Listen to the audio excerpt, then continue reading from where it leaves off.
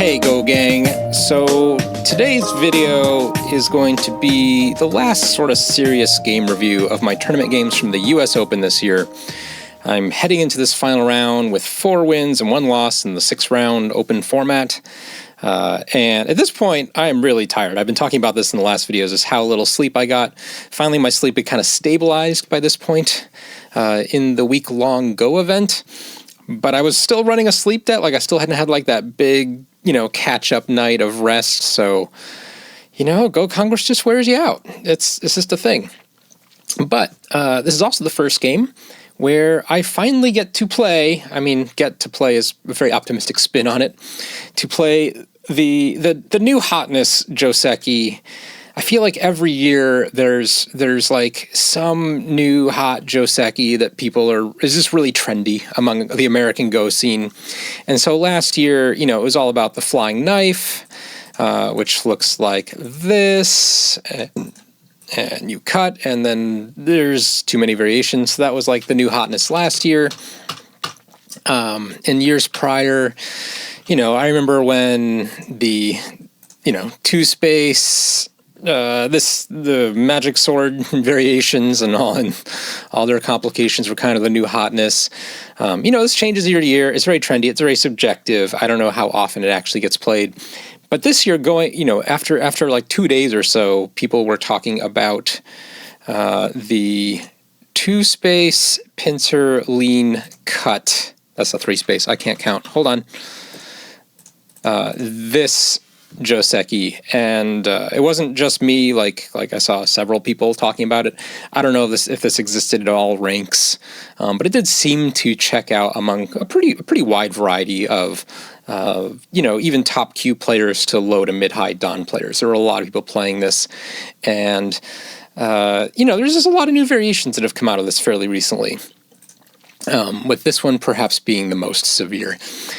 This one when White Nobi's down. And so I had been preparing some of this. I looked at it. I thankfully didn't get to any of my early games to play this, but I did kind of stay up one night, studying it a little bit.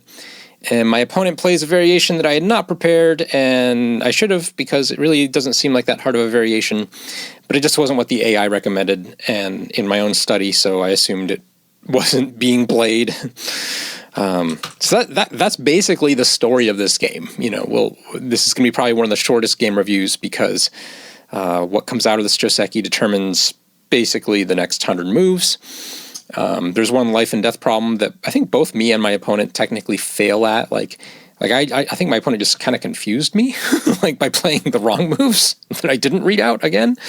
One of the most frustrating things that happen in Go is you spend all this time reading out and figure out the correct sequence of how things are supposed to go, and then your opponent plays a bad move, and then you have to read it all out all over again, and then you screw that up, and then you're just off in some land of make-believe Go playing. So we'll highlight really both of those parts of this game. But this is, I am black. Here, we'll just start from the beginning. And like I said, this is on the 6th round of the tournament. The final day of the tournament play, I think at the Go Congress, is always probably my least favorite day. It usually turns out fine by the end of the day, but what happens is everyone goes and plays their US Open game in the morning for, 3 hours. And then Go Congress immediately goes into pack-up mode. And yes, there's a couple things still going on, but all your pro lectures and events, they dry up as the day goes on. And then you're sort of left with this just sort of open time where there's just nothing really going on. And everyone's just hanging out waiting for the banquet. Now, I love hanging out. Don't get me wrong. I go to Go Congress to hang out. But man, it's just sort of the last day, and everyone's just in a different mindset. Yeah, and they also pack up most of the boards and stones, so it's not like people are hanging out and playing Go. You're just kind of standing around. And then there's the banquet, and oh man, I don't like banquets. I do. They're fine. I go and I have a good time. But I just prefer the normal Go Congress hangout lunch or dinner so much more, where it's just more free flowing. People are just getting up and moving and coming in and out and grabbing whatever food they want to eat. And I'm a vegetarian, so banquets, the idea of paying $30-$40 for a seat at a banquet table where they want to serve you a big hunk of lamb, or I don't know what whatever the hell people eat at banquets. It's not good. It's like the worst food for vegetarians all week. I think they did have a portobello mushroom cap as an item to specially request, which was not good. Like it's fine, like it was edible, but it's just very bland, right? They just, it's a nod to the vegetarians. It's the last day. The last day is a weird day. Let's just get that out of the way. All right. Anyway, my opponent is Siwei Chen, who I don't think I've ever played before, and was very nice and really strong player. This top left looks like the Joseki I showed you. This is not it. This is actually a more standard, simple Joseki that I'm familiar with. This is not the new hotness. But when my opponent approaches here, man, I play the 2 space because, man, the spacing just feels right. I could play the 1 space and have avoided it. But part of me was also like, hey, I studied this Joseki this week. I should actually use it in a game. So here we are, me using the 2 space new hotness Joseki. I'll dub this the new Taisha. Even it's totally not the new Taisha. But for those of you who don't know what Taisha is, it's when white plays this large lean against the corner, kind of pincering the black stone in the corner.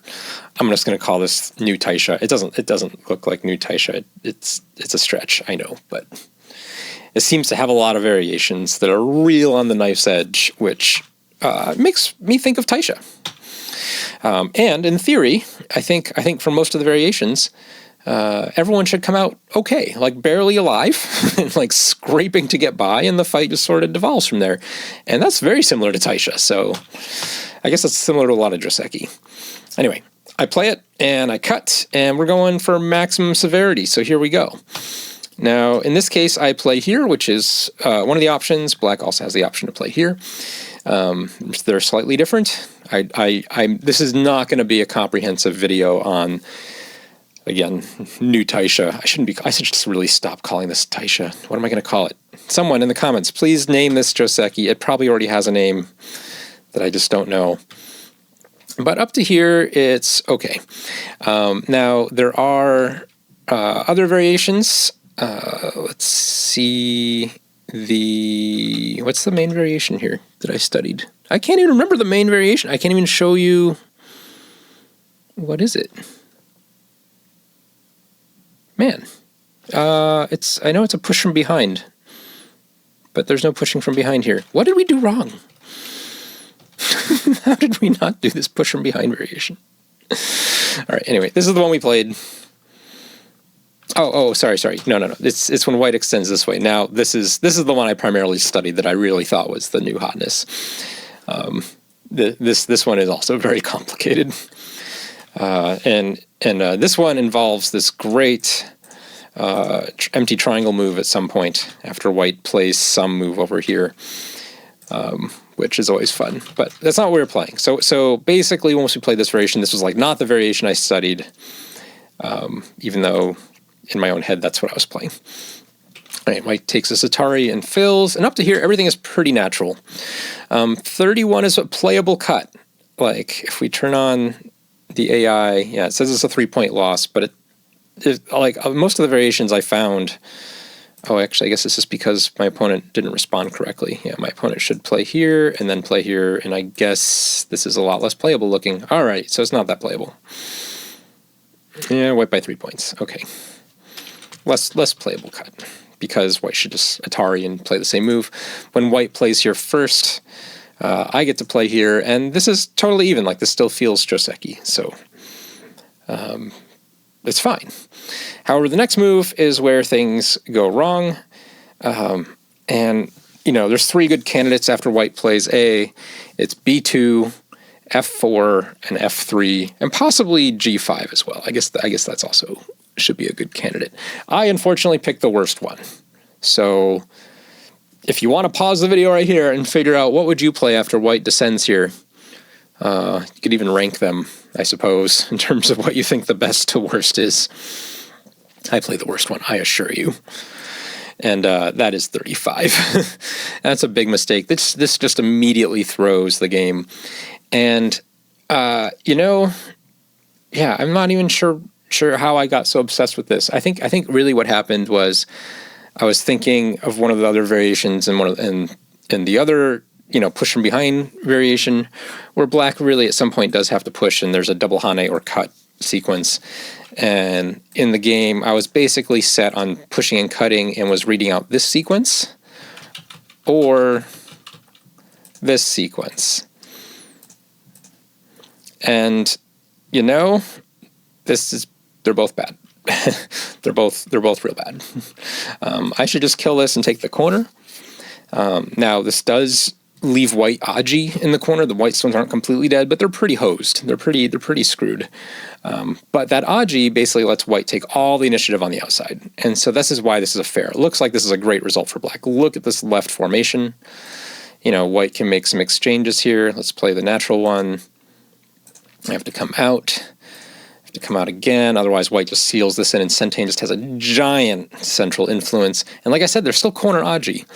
White sort of unofficially has 6 liberties, 2 inside. Black sort of officially has 2 liberties inside, but black gets the first move.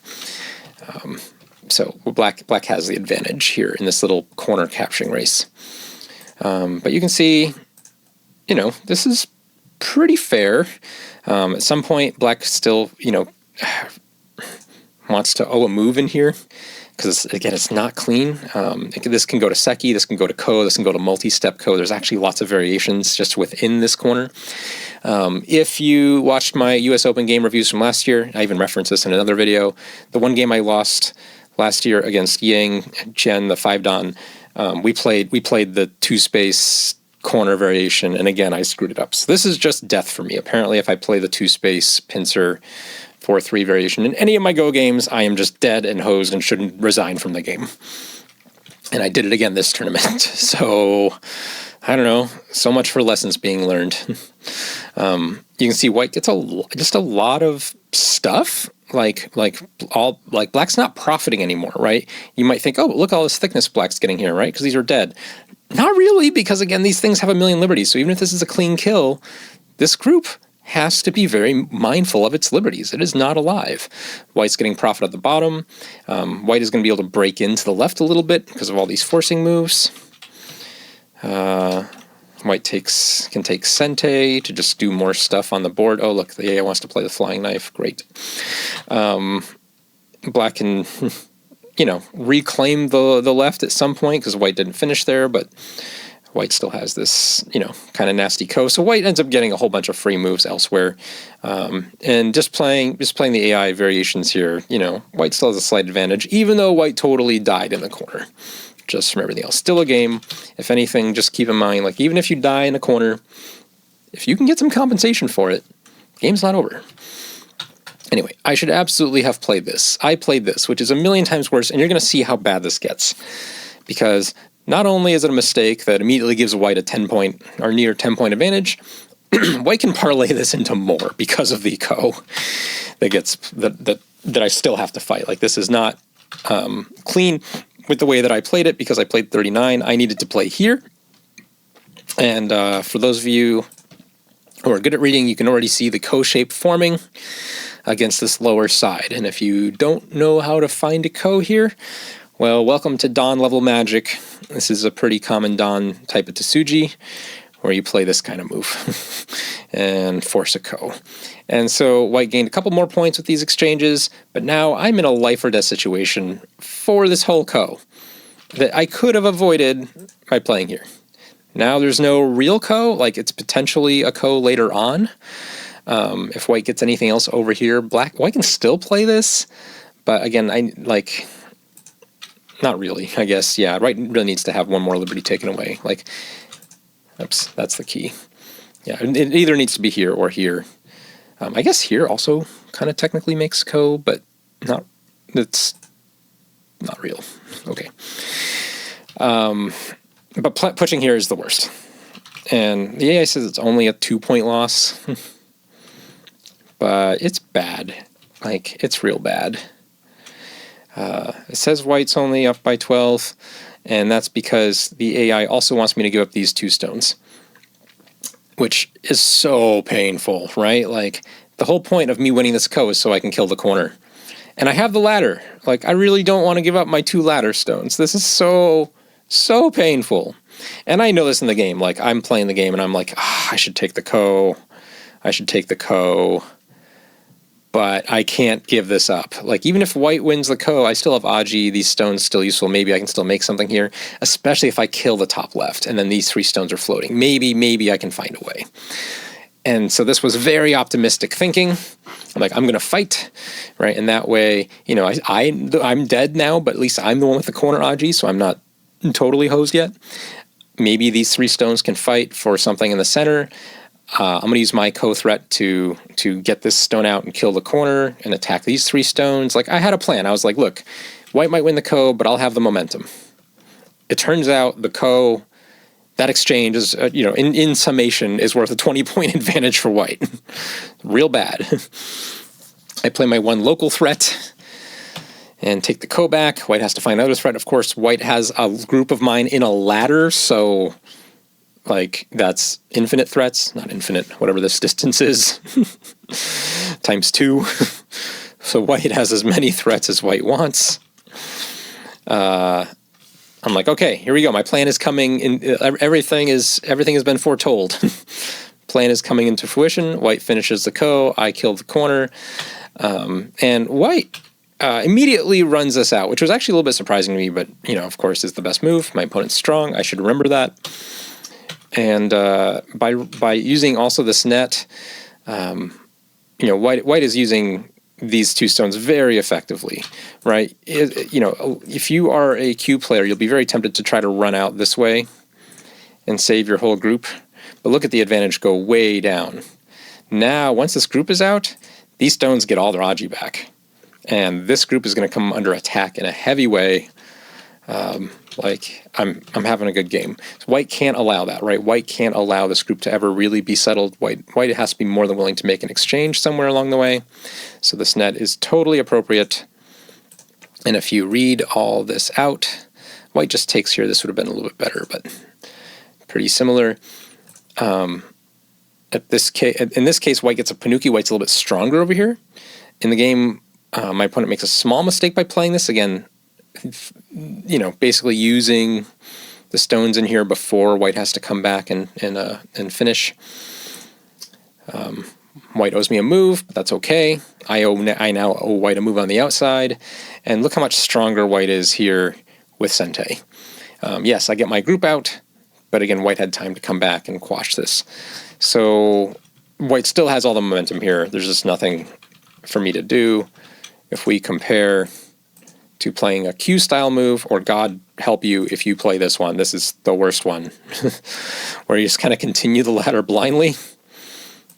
Now white is a lot less strong over here. I'm actually even further out. I'm, you know, still losing, but man, I'm a lot more comfortable. White has to work extra hard to make something here. Still owes me a move, which means I have time to do this, and this attack is much stronger. Just because I have an extra liberty here, my shape is better on the left, I'm actually taking more points, I would feel a lot better.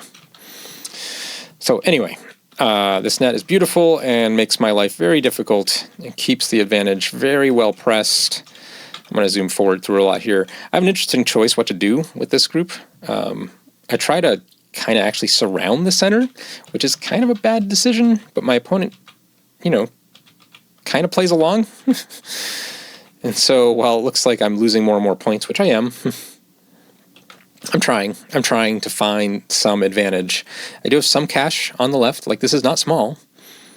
So I do have some cash, I just can't allow white to make a lot more. I have to find avenues to attack.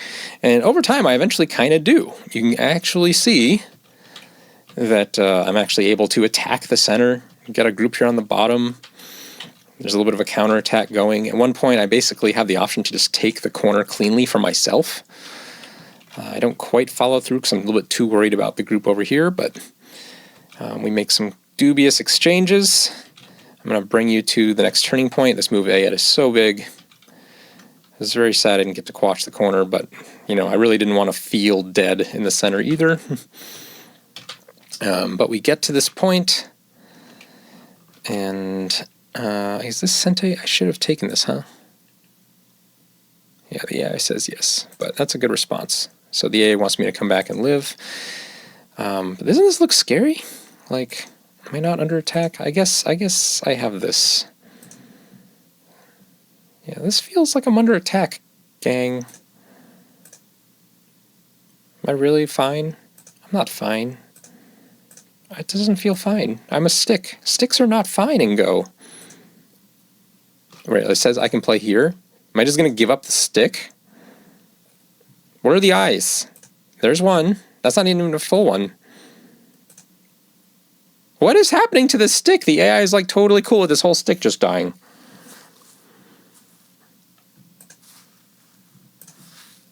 Alright, there's 2 eyes. Apparently the AI says you can make 2 eyes. Alright. I guess... Oh, because of this push, maybe? No, that doesn't do anything. Why? Alright. Okay, AI thinks there's 2 eyes in there, even though it's not a real stick. Anyway, that's not the part I really want to show you. We're coming up on it. The life and death of this group. Because I think both me and my opponent get confused, and we're both pretty sad about it. Alright, so here at this point, my opponent plays this Atari, just limiting my eye space and really holding my feet to the fire here to find the eye shape. Takes, and I read this out as Ko, which isn't great, but I'm willing to accept right now, right? Like, I've been losing the whole game. Like, if there's a Ko for life and death of a group, I'm going to play the Ko, right? I'm not going to waste a move making it alive at this point. I'm just going to be like, look, I need more points. Like, there's not enough here for me on this board. So I read it out as Ko, which is why I left it, and I thought it would go like this and Ko, right? Ko for life and death. This is what I read. This is what would arguably be a better sequence. My opponent plays this wedge, which confused me at first, but I was like, oh, okay, maybe. But I was like, that just looks like I'm alive then. So I played B, and if my opponent plays A, surely, I didn't see this exchange in the game, but there you go. It's not entirely alive. It's still Ko, but it's even better Ko for me, right? Because I'm going to be able to gain a few points in the process. So still Ko. But my opponent played here. And in the game, I'm looking at it going, oh, that's the key point. Why didn't I just read out what happens when White does the key point? And so I'm kind of going through this freak out of like, oh, it's not even Ko. I'm dead. Oh, no. I suck at Go. My life is terrible. I have no ambition. I have no reason to live anymore. Literally, in this case. Like, this move is terrible, though. You can see it's a 20-point loss. Because instead of Ko, it just transforms the group to alive. Like, if White pulls back, it's just 2 eyes. And so, my opponent played a move that was so bad, it freaked me out, and I just kind of freaked out and played this move, and was like, okay, I just need to take as many... White killed this, that's okay, I just need to take as many points as possible. But the problem with that is that White, on the very next move, figured out he didn't actually kill my group, he realized he made a mistake. He apparently freaked himself out enough. Like, often, this is the kind of move you play when you read out a bunch of stuff and you're like, I found the killing move, you play it, and you never look at that group again. Well, apparently he freaked out with my reaction by Tanukiing, or I don't know. I didn't ask him, actually, after the game. And he came back to kill it to make sure, he preserved his advantage. Because, if he played somewhere else, let's say he did this, right, now I can come back and make this alive. That's a big, huge swing, right? According to this, it's now like an even game. So crazy difference to medium Dawn players both freak out and fail at life and death on the final day of the U.S. Open. That sounds about right. So after this, I try real hard just to maximize points over here, but it's just nowhere close. In the end, I have to resign. There's just nothing that's going to match the scale of the bottom left. And, White ends up making some points, although it looks like I should, right? Like, look at this left, right? That looks like it's almost as big as this. It's not. Actually, I guess it is. Yeah, it is, totally. And this looks like it should match the bottom right. And so it really is just a gold rush here. Like in my own mind, like in terms of the size of these territories, this was a much closer game. And then when I actually went to count, I was like, oh, this isn't close at all. This whole bottom is massive. It's just, it's basically the equivalent of almost fifth line territory the whole way across. So this is 80 points, which, if this is 30 plus, this is 30 plus, and white gets Comey, there's not 80 points there. So we try,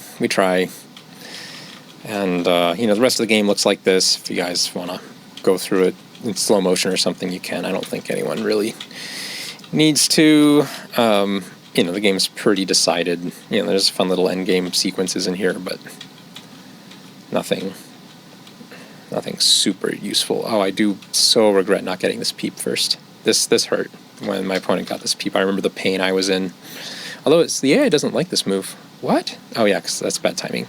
Do I have time for this? When is time? Do I ever have time? Now? Oh man, it's not even that good of a move. I can't even. Yeah, it's not even a good move. Wow. Okay. I learned something, and I'm kicking myself when white got this peep for never finding the time to peep. Turns out the peep doesn't even work because white just pushes through. I didn't even read it out enough. I just felt bad about not getting it until now. Anyway, so I record a little bit more, but basically this bottom is too massive, and it all goes back to this cut at F3, and again, not playing P3. Had a couple opportunities to change the game around. But alas, it wasn't there. It's just not there. So, yeah. Thanks for watching this series. Hopefully you guys all appreciated something a little bit more serious.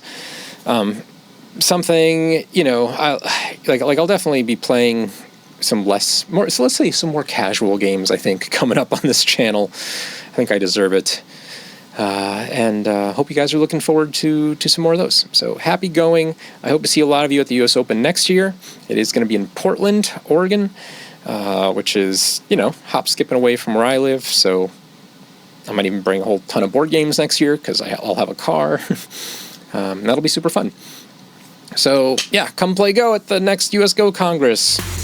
Get the stones, get the bowls, capture race, 2 space base, tested key, Tanuki, Joseki makes a key.